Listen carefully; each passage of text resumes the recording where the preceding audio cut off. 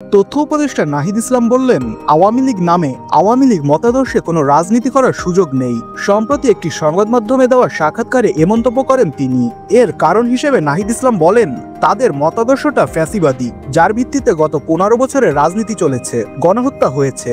যারা ভুল বুঝতে পারবেন তাদের সেই আদর্শটাকে ত্যাগ করতে হবে। তাদের রাজনৈতিক ও নাগরিক অধিকারের তো কোনো সমস্যা নেই, অন্য দলে যোগ দিতে পারেন, নতুন দল গঠন করতে পারেন।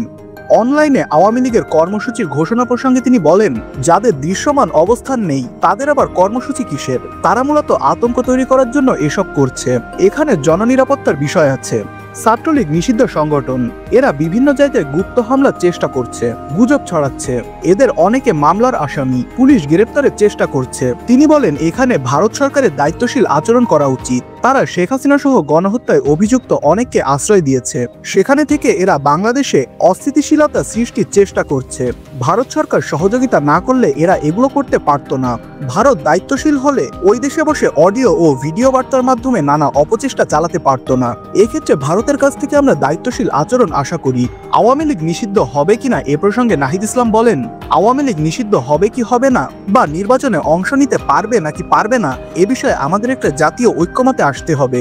আদালত, নির্বাচন কমিশন, রাজনৈতিক দল সহ অন্যান্য জায়গা থেকে এ বিষয়ে কি ব্যবস্থা আসে সেটা সামনে বোঝা যাবে। তবে আমরা যারা অভ্যুত্থান করেছি তারা মনে করি আওয়ামী লীগের রাজনীতি করার নৈতিক ও আইনগত ভিত্তি নেই।